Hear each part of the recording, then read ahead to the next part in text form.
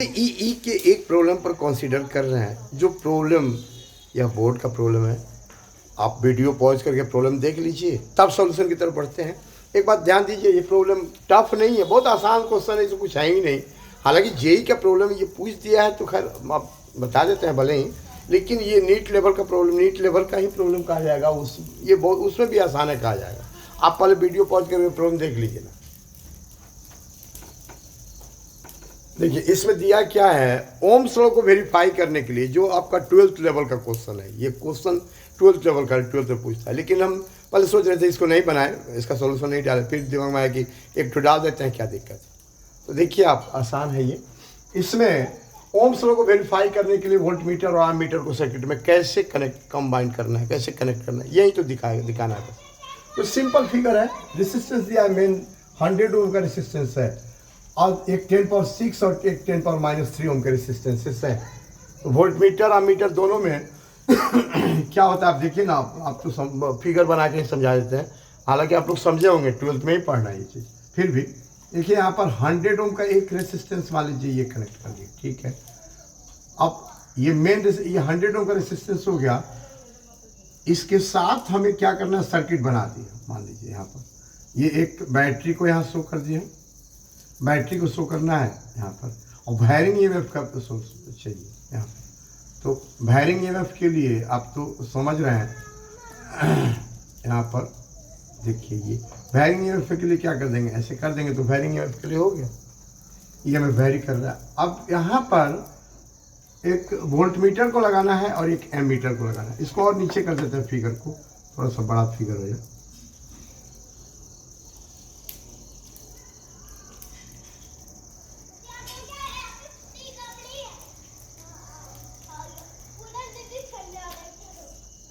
ये wiring EMF का source हो गया। और यहाँ जैसे 100 ओम का मेन रेसिस्टेंस जो है, ये आपको ध्यान है कि वोल्ट मीटर जो लगाते हैं वो रेसिस्टेंस के पैरेलल लगाते हैं, और उसमें गैल्वेनोमीटर के साथ सीरीज में हाई रेसिस्टेंस होता है। तो वोल्ट मीटर कहाँ लगाएंगे, यहाँ पर लगाएंगे, ठीक है। और इसके साथ सीरीज में अब ये पैरेलल में लगाएंगे, और ये गैल्वेनोमीटर हो गया आपका।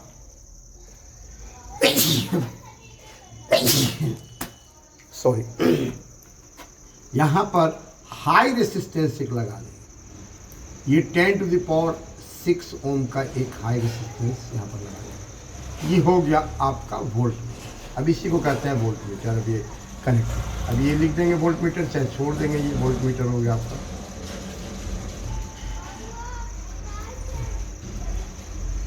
ये वोल्ट मीटर लिख दीजिए, चाहे छोड़ दीजिए, वोल्ट मीटर। अब एक लगाना है आपको एम मीटर। तो एम मीटर को ध्यान है कि सर्किट में सीरीज में कंबाइन करते हैं, कनेक्ट करते हैं, और उसके साथ एक शंट लगा होता है वेरी लो रेसिस्टेंस का, जो पैरेलल में लगा होता है, ये ध्यान होगा। तो यहाँ पर शंट एक लगा देंगे मीटर के साथ। यहाँ पर ये गैल्वेनोमीटर को जोड़ देंगे, ये गैल्वेनोमीटर हो गया आपका, और गैल्वेनोमीटर के साथ एक शंट को यहाँ लगा देंगे। इसको थोड़ा सा बड़ा कर दें।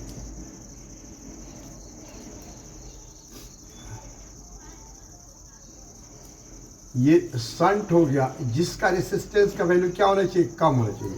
तो यहाँ दिया 10⁻³ ओम का एक है, तो ये शंट 10⁻³ ओम वाला यहाँ कनेक्ट कर देंगे पैरेलल कॉम्बिनेशन में गैल्वेनोमीटर के साथ। और तब ये सर्किट आगे बढ़ गया यहाँ पर, और तब ये सर्किट ला के हम बना दिए, हो गया। और एक स्विच जरूरी है इसमें, तो एक स्विच कहीं भी लगा देंगे। अब स्विच लगाने का जो वे है, स्विच यहाँ पर ऐसा भी होता है, एक स्विच ऐसे भी स्विच का सिंबल होता है, या ये स्विच का सिंबल ऐसे भी होता है। करंट फ्लो हो रहा है तो यहाँ पर पॉइंट दे दिए, करंट इसमें फ्लो हो रहा है। अब ये जो होगा वो एमीटर हो गया, ये हो गया एमीटर। अब आप ये क्वेश्चन में पूछ रहा है कि correct positions of voltmeter and ammeter. अब ये क्यों ऐसा किया गया है, ऐसा कंबाइन क्यों किया जाता है, ये ध्यान दीजिए। हमको हर हाल में गैल्वेनोमीटर से होकर कम करंट भेजना है। हर हाल में गैल्वेनोमीटर से कम करंट क्यों भेजना है, क्योंकि मेन करंट में जो मेन करंट सर्किट में पास हो रहा है, फ्लो हो रहा है, वो मैक्सिमम करंट फ्लो हो जाए, जिससे हमारा जो आई का वैल्यू है या वोल्टेज का वैल्यू, करंट का वैल्यू या वोल्टेज का जो वैल्यू है वो एक्यूरेट वैल्यू मिले। लेकिन गैल्वेनोमीटर, जैसे गैल्वेनोमीटर यहाँ पर है, ये रेसिस्टेंस के साथ पैरेलल में यहाँ पर कॉम्बाइंड होता है, और इसके साथ ज़्यादा रेसिस्टेंस का एक लगाते हैं सीरीज में, ज़्यादा रेसिस्टेंस का रेसिस्टर, तो क्लियर है कि इससे करंट कम जाएगा, ज़्यादा करंट 100 ओम से जाएगा तो वोल्टेज एक्यूरेट मिलेगा। अब मान लीजिए इधर से जो करंट फ्लो होगा उसके कारण यहाँ करंट तो कम हो जाएगा ना, तो सर्किट में कम करंट को शो करेगा। इसके क्रॉस जो पोटेंशियल डिफरेंस होगा वही ना बताएगा ये वोल्टमीटर, तो इसके क्रॉस पोटेंशियल डिफरेंस क्या होगा, कम हो जाएगा, क्योंकि रेसिस्टेंस कांस्टेंट रहेगा। लेकिन करंट जितना इधर निकल जाएगा उतना करंट इधर कम हो जाएगा, जिसके कारण वोल्टेज जो है कम बताएगा। ये वोल्टमीटर जो है वो उसी से एनर्जी, सर्किट से एनर्जी लेता है जिसको वो मेजर करता है। तो मेजर करना होता है, इसलिए क्या किया जाता है कि यहाँ गैल्वेनोमीटर के साथ मैक्सिमम रेसिस्टेंस को जोड़ दिया जाता है सीरीज में, ताकि इसमें वोल्टमीटर में, ताकि करंट इधर कम से कम जाए, मैक्सिमम करंट इधर से होके पास कर जाए, जिससे हमको करंट का वोल्टेज का एक्यूरेट वैल्यू मिले। एक्यूरेट के काफ़ी करीब मिले, एक्यूरेट तो नहीं मिलेगा, एक्यूरेट के काफ़ी करीब मिलेगा। एक्यूरेट के लिए पोटेंशियोमीटर फिर यूज करना पड़ेगा, क्योंकि वो अपना एनर्जी स्पेंड करके तब वो मेजर करता है पोटेंशियोमीटर में। स्टेज वाइज पोटेंशियोमीटर जो आप लोगों को पढ़ना है उसमें एक्यूरेट वैल्यू मिलता है, इसमें एक्यूरेट तो नहीं मिलेगा, लेकिन वहाँ एक्यूरेट से थोड़ा सा कम मिलेगा, मिल जाएगा। अब यहाँ पर शंट जो लगाते हैं, ये शंट यहाँ पर, ये देखिए यहाँ पर ये 10⁻³ ओम इसमें चुप गया है, इसको ऐसा करते हैं शंट S = ये 10⁻³ ओम है। ये जो है शंट का वैल्यू यहाँ पर कम से कम रखते हैं, जो गैल्वेनोमीटर के साथ पैरेलल कॉम्बाइंड है रेसिस्टेंस जिसे शंट कहते हैं, इसका वैल्यू बहुत कम रखते हैं, ताकि ज़्यादा करंट इससे होकर पास कर जाए, गैल्वेनोमीटर से होकर करंट कम से कम पास करे, क्योंकि गैल्वेनोमीटर के पास अपना रेसिस्टेंस भी होता है। तो गैल्वेनोमीटर के रेसिस्टेंस के कारण करंट को ये ब्रेक करना चाहेगा ना, और शंट लगा दिए पैरेलल में, और शंट का रेसिस्टेंस का वैल्यू कम होगा, तो आपको ध्यान होगा कि जब भी पैरेलल कॉम्बाइंड होता है रेसिस्टेंस, तो जो रिजल्टेंट रेसिस्टेंस होता है वह सबसे कम वाले से भी कम होता है। तो यहाँ जो रिजल्टेंट रेसिस्टेंस होगा इन दोनों का, गैल्वेनोमीटर और शंट का रिजल्टेंट जो रेसिस्टेंस आएगा वो शंट के रेसिस्टेंस से भी कम होगा, और शंट का अपना रेसिस्टेंस और कम है ही यहाँ पर, और उससे भी कम होगा रिजल्टेंट। तो इस कारण ये रेसिस्टेंस, इक्विवेलेंट रेसिस्टेंस बहुत कम हो जाएगा, जिससे ज़्यादा से ज़्यादा करंट इससे पास हो जाएंगे, यानी यह जो करंट का वैल्यू बताएगा वो एक्यूरेट वैल्यू से थोड़ा सा कम होगा। ठीक है, हमको लगता है अच्छी तरह बात को समझ गए होंगे आप लोग। और अपने बारे में बता दें, मेरा जेई के पर्पज़ से और नीट के पर्पज़ से जो ऑनलाइन क्लास चल रहा है उसमें सैटरडे संडे 2 दिन डेमो है। संडे का डेमो बड़ा लंबा लेते हैं, बच्चे के अकॉर्डिंग लेते हैं, जो स्टूडेंट्स जैसा जितना देर टॉलरेट करे, जितना देर चाहे उतना डेमो लेते हैं। स्टूडेंट्स और नीट और जेई के सिलेबस के अकॉर्डिंग जहाँ से मन करे, जिस ब्रांच से मन करे, कोई प्रॉब्लम कहीं से भी वर्ल्ड की किसी बुक से या कहीं से भी किसी कोचिंग के मॉड्यूल से, असाइनमेंट से क्वेश्चन हमसे पूछ सकते हैं जेई और नीट के सिलेबस के अकॉर्डिंग। और उससे मेरा एक तरह से कहे तो टेस्ट ले सकते हैं। कहना तो उचित नहीं है, लेकिन फिर भी कहना पड़ रहा है। उससे ऑनलाइन फ्रॉड से स्टूडेंट्स बच जाएंगे। मेरे बारे में पहले ही पता कर लेंगे कि हाँ, टीचर जो है वो सारे ब्रांचेज को अच्छे से पढ़ा पाएंगे, हम इनसे पढ़ के अच्छा रिजल्ट दे पाएंगे नहीं दे पाएंगे, पहले ही वो डिसाइड कर लेंगे। और इसके बाद फिर 1 महीने तक फ्री डेमो ही है, उसमें क्या है बैच में होगा, लेकिन तो जो टॉपिक्स चल रहे हैं उसके अकॉर्डिंग स्टूडेंट्स पढ़ेंगे, और जो पूछना होगा जहाँ से मन करे क्वेश्चन पूछ सकते हैं, उसमें भी कोई बाइंडिंग नहीं। हालांकि बुक्स हम बताते हैं, बच्चों को रिकमेंड करते हैं कि ये बुक बनाने पर जेई और नीट दोनों के लिए अलग अलग बुक्स जो है उसको बताते हैं।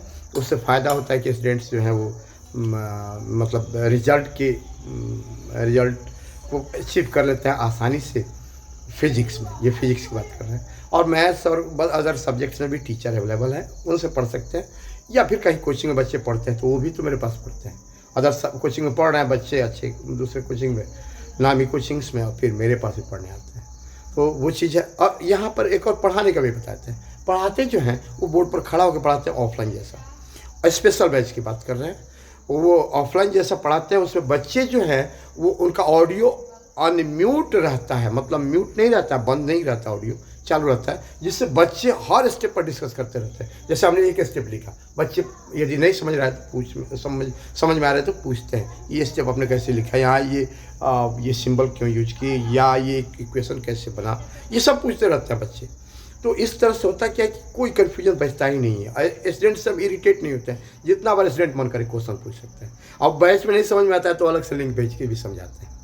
और एक और व्यवस्था रखे हैं, रिपीटर्स बैच की बात कर रहे हैं, फाउंडेशन में तो नहीं, फाउंडेशन में भी जेई का अलग बैच है, नीट का अलग बैच है, लेकिन रिपीटर्स में जेई में भी कई बैचेज हैं, वो रैंक वाइज बांट दिए हैं। इससे फ़ायदा ये 2 बैच है अभी, और नीट का भी 2 बैच है, वो रैंक वाइज बांटे हैं। तो स्पेशल बैच की बात कर रहे हैं, उसमें रैंक वाइज बांटने से फ़ायदा ये है कि भले स्टूडेंट्स उसमें कम है, मतलब 20 से भी कम स्टूडेंट्स हैं, किसी बैच में बहुत कम स्टूडेंट्स हैं, लेकिन फिर भी एक फ़ायदा कि रिजल्ट उसमें मिलने की संभावना बढ़ जाती है, क्योंकि एक लेवल के बच्चे होते हैं एक टाइप के, तो कम रैंक वाले बच्चे भी रिजल्ट देते हैं और अधिक रैंक वाले बच्चे भी रिजल्ट देते हैं, दोनों देते हैं। दोनों पढ़ाने का भी थोड़ा सा बदलना पड़ता है, ऐसे नीट में भी होता है, जेई में भी होता है। तो बेहतर होगा आप 2 दिन डेमो, कोई स्टूडेंट चाहें, उनकी मर्जी हो, चाहते हो कि हम फिजिक्स में और अच्छा करें हम, तो 2 दिन डेमो करके देख लेना सैटरडे संडे, क्या करना है उसमें, कोई बॉन्डिंग तो है नहीं, बस एक वहीं व्हाट्सएप नंबर देना है जिस पर हम लिंक भेज देंगे, वो देख लेंगे 2 दिन। और गूगल मीट से अभी क्लास लेते हैं, हालांकि बाद में क्लास अपने ऐप से लेना है, लेकिन अभी फ़िलहाल गूगल मीट से क्लास लेते हैं। दूसरे ऐप से भी ले सकते हैं, लेकिन जनरली गूगल मीट हमको सूटेबल लगता है। तो 2 दिन डेमो करके स्टूडेंट्स देख लें क्या स्थिति है, फिर अपना जैसे मन करे करेंगे, मन करे पढ़े, नहीं मन करे नहीं पढ़े। Thank you. ये जो भी आपके पास कोई क्वेश्चन हो कमेंट में डालिए, और नेक्स्ट वीडियो में हम लोग मिलते हैं। Okay, thank you.